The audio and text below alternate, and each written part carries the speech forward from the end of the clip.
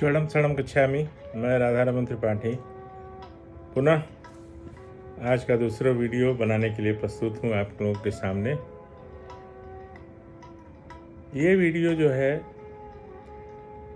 मेरे एक आध्यात्मिक अनुभव से संबंधित है। आध्यात्मिक अनुभव आप लोगों को भी होगा, लेकिन नियमित रूप से परम योग करते रहिएगा। उन दिनों परम जी अधिकतर बोकारो में रहते थे। बोकारो में एक कोऑपरेटिव कॉलोनी है, हाउसिंग सोसाइटी।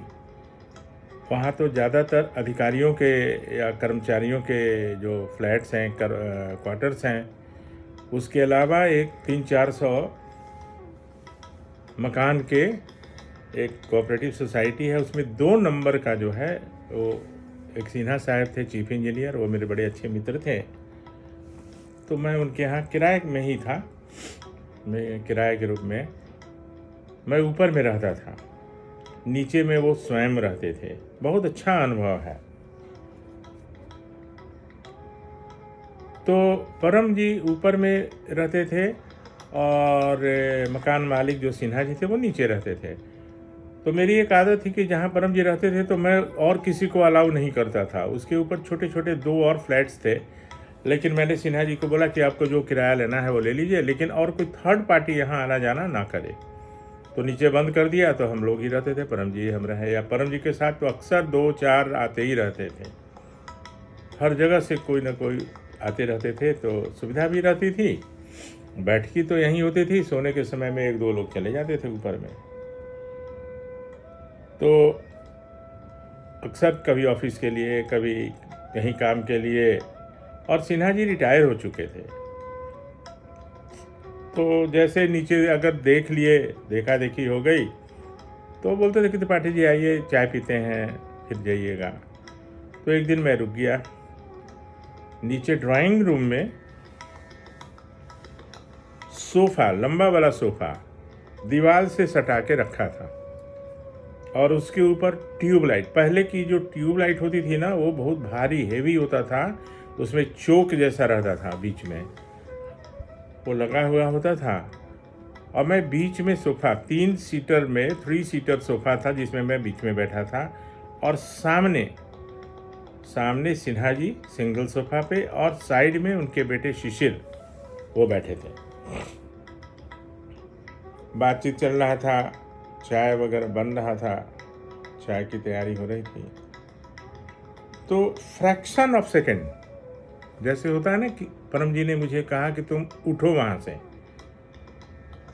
तो बातचीत करते कोई ऐसी अवस्था नहीं थी, न कोई ऐसा कारण था कि मुझे उस सोफ़ा से उठ के सामने आना चाहिए था, क्योंकि सब कुछ सामान्य चल रहा था। लेकिन एक अद्भुत चीज़ हुई, अद्भुत घटना हुई।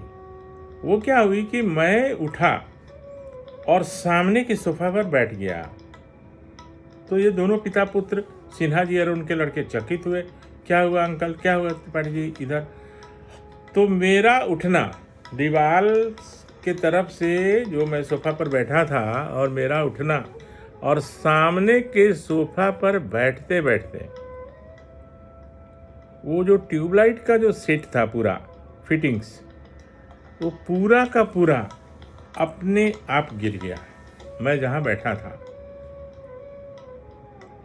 अगर मैं वहाँ बैठा होता तो वो पूरा का पूरा सेट मेरे सर पर गिरता, और कुछ भी हो सकता था, फैटल हो सकता था,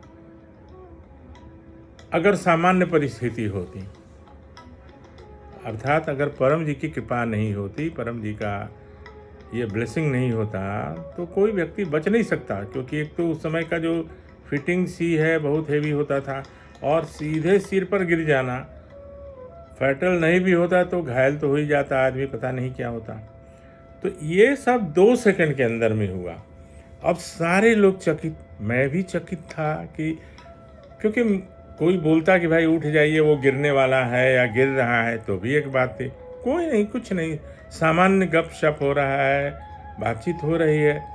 और मैं उठ के दीवार की तरफ से सामने के सोफ़ा पे आ गया।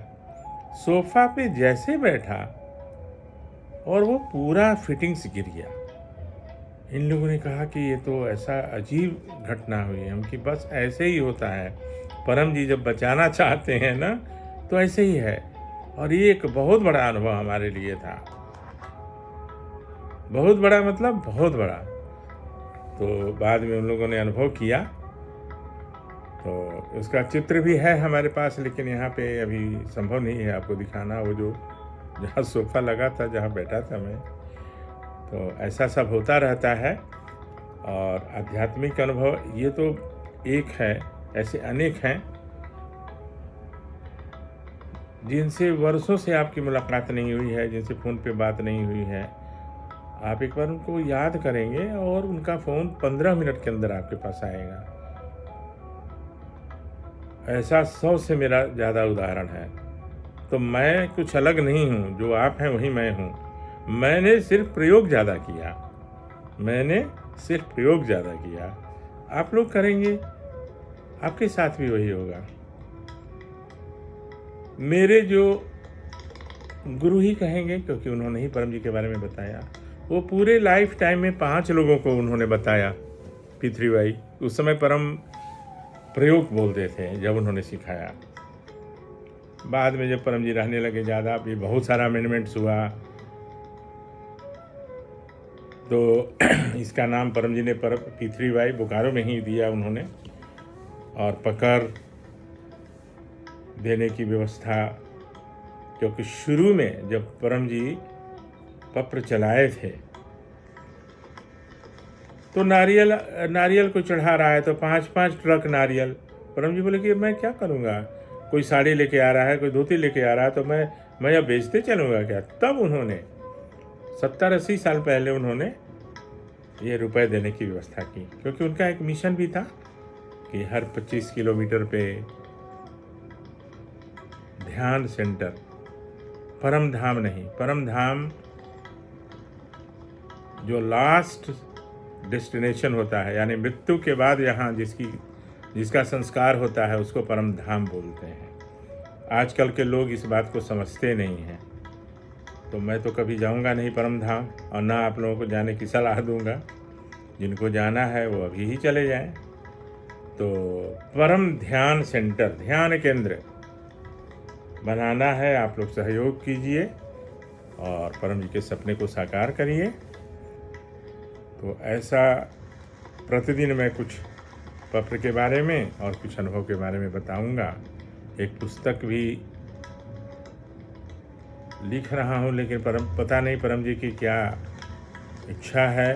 वो इतना लंबा होता जा रहा है, इतना लंबा होता जा रहा है। जैसे शुरू करता हूँ तो ये भी लिख दूँ, ये भी लिख दूँ करते करते, तो मैं उसको कुछ पार्ट्स में, पार्ट 1, पार्ट 2, पार्ट 3 में लिख रहा हूँ। जो परम जी के आहार विहार, उनकी आदतें, कौन साबुन लगाते थे, कितने बजे खाते थे, क्या खाते थे, उन्हें क्या पसंद था, वो सब मैं आप लोगों को बताऊंगा।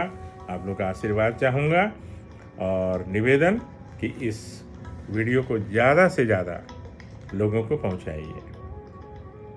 और आज के लिए बस इतना। शरणम शरणम गच्छामि।